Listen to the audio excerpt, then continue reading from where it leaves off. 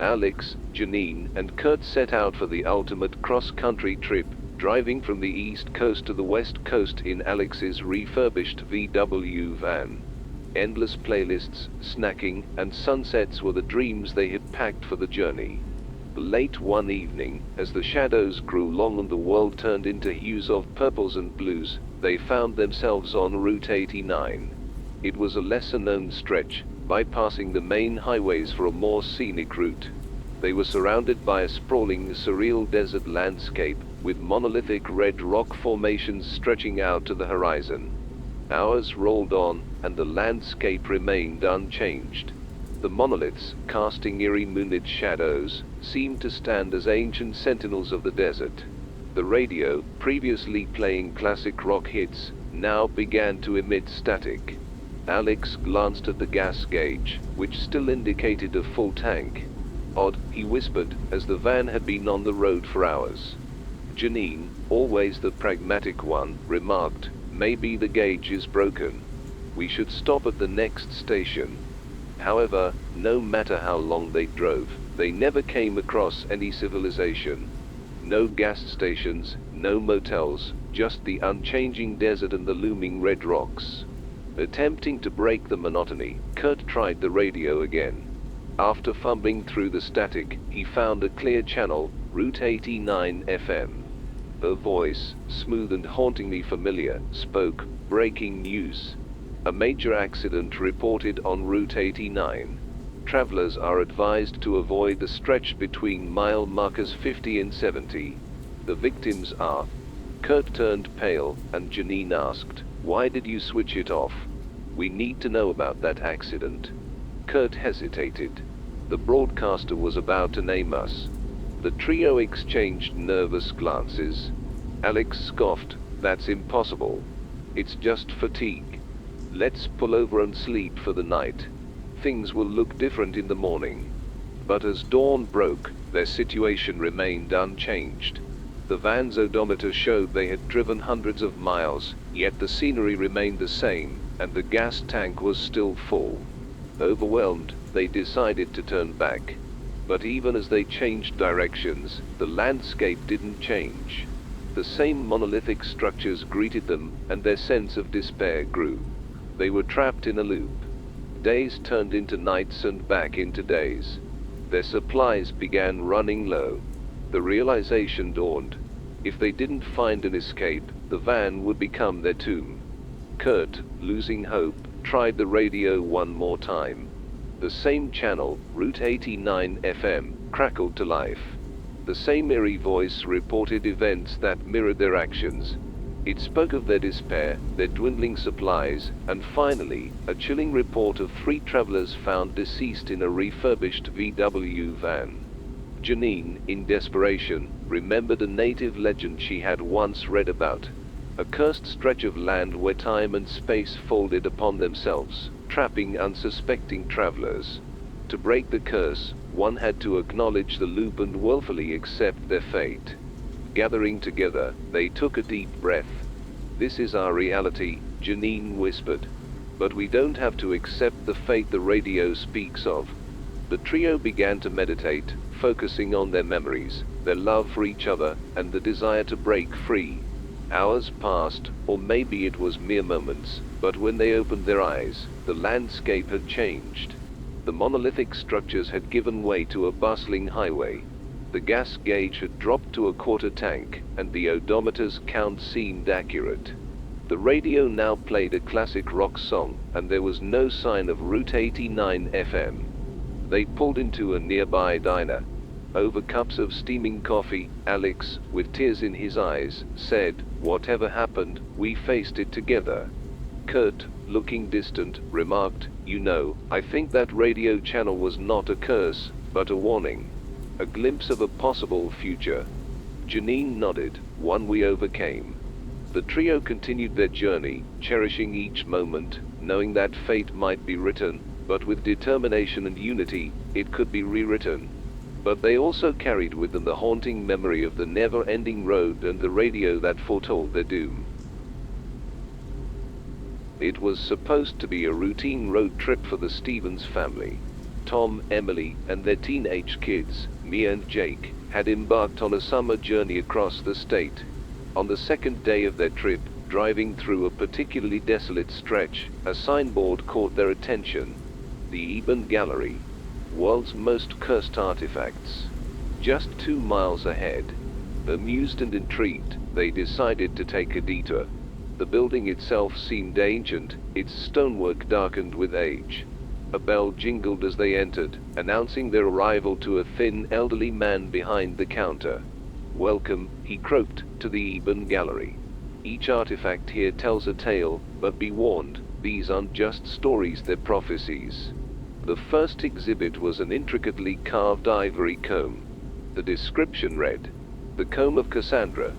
Whoever gazes upon this comb shall see beauty turn to horror." Mia, always fascinated by antiques, looked at the comb's detailed work, commenting on its beauty. As they moved ahead, she began complaining about feeling uneasy, but her concerns were brushed off as mere fatigue. Next, they stopped before a centuries-old compass. Its needle frenetically spun, never settling in one direction. The label stated, "The navigator's doom. Those who observe its chaos shall lose their way."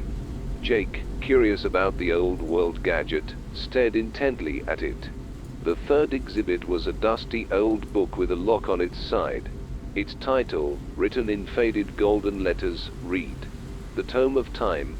Beware, for it fast-forwards life, taking away precious moments." Emily, an avid reader, was drawn to it, even trying to unlock it to peek inside, but the lock held firm. Lastly, Tom was entranced by a crystal ball, swirling with dark mists inside. "The orb of shadows. Glimpse it and darkness shall befall." Feeling a mix of amusement and mild unease, the family left, continuing on their journey. But soon, the curse of the Eben Gallery began to unfold.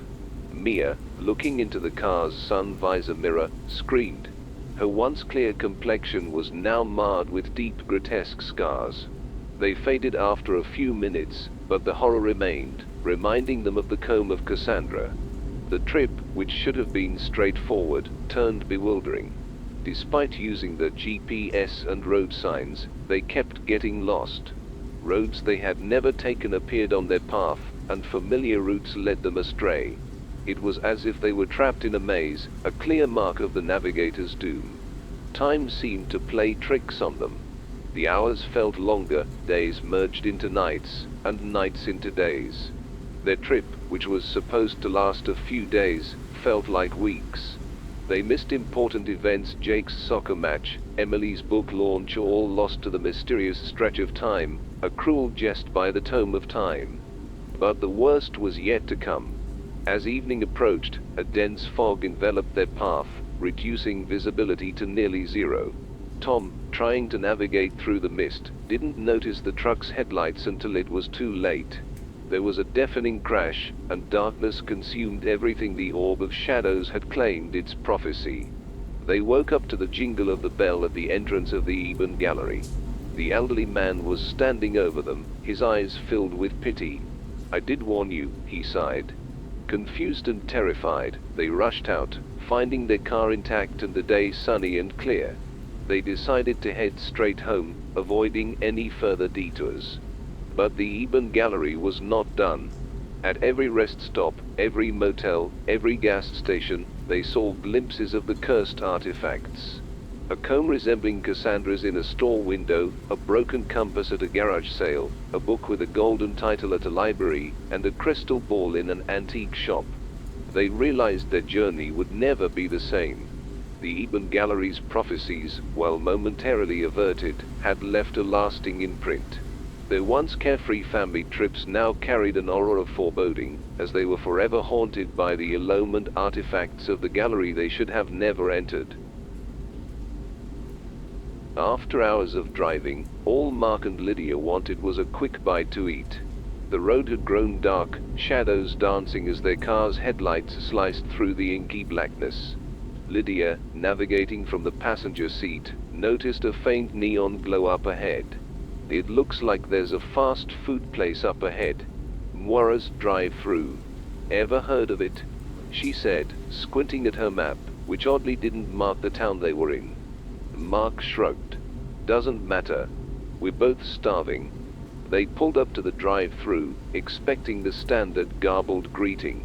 Instead, they heard a soft, eerie whisper. Welcome to Moira's. We know you're hungry, Mark and Lydia. Lydia froze, looking at Mark in alarm. Did you hear that? Mark nodded. Probably some high-tech voice recognition system or something. Nothing to worry about. He rolled his eyes at Lydia's unease but was secretly unsettled. Deciding to shrug it off, he asked for 2 burgers and fries. The intercom was silent for a moment, then that whisper returned. Oh, we have a special menu for you. How about the bitter betrayal burger? It's perfect for those who have been unfaithful. Or maybe the silent regret sundae for those who have hidden the truth. Lydia's face went pale. Mark, what is this? Mark's heart raced. A few months back, he had had a brief fling with a co-worker, something Lydia knew nothing about. He gulped. It's just a prank. Let's leave. But the whispering voice continued, unfazed. For the lady, perhaps the blissful ignorance ice cream. A delightful treat for those who choose to overlook the truth, even when it's staring right at them. Lydia turned to Mark, tears filling her eyes. What aren't you telling me? Before he could answer, the voice grew more insistent. Make your choice. The consequences come free of charge.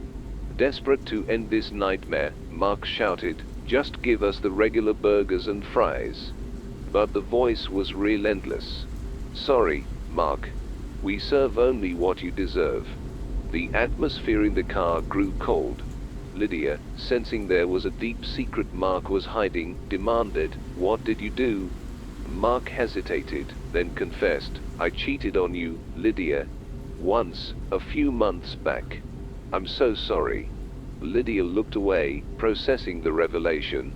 The whispering voice came back, softer this time, almost gloating. Your order is ready. Please drive up. Neither of them wanted the food anymore, but they felt compelled to see this nightmare to the end. As they pulled up to the next window, they were met not by a human, but by a shadowy figure with hollow eyes and a smirk. It handed them a tray. On it were 2 covered dishes. Mark hesitated, then lifted the lid off one. Inside was not a burger but a pulsating heart, pierced by a knife. Lydia's dish was filled with ice, in the center of which was an eyeball, staring right at her. The figure leaned closer, its whisper now clear and haunting, eat up. For every choice has its consequences. In terror, Mark stepped on the gas, speeding away from the unholy establishment. But as they left the town's boundaries, they found themselves back at the entrance of Moira's drive-through, as if caught in the loop. Tears streamed down Lydia's face. We need to break this cycle, Mark. We need to face our truths.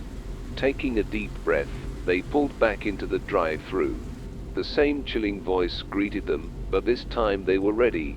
Mark confessed his guilt and remorse, while Lydia acknowledged her blindness to the signs. As dawn broke, the loop was finally broken, releasing them from the eerie town and the haunting drive-through. The rest of their journey was silent, filled with introspection. But when they finally reached home, Lydia took out an old family album. In it was a newspaper clipping from decades ago about a town that vanished overnight. The headline read, Mysterious Disappearance of Moira's Town. Below it was a faded picture of a drive-through with a sign, Moira's drive-through. The couple realized they had experienced more than a mere haunting. It was a town's echo from the past, forever trapped in its final, fateful night. They never spoke of it again, but both carried the haunting lessons of Moira's with them for the rest of their lives.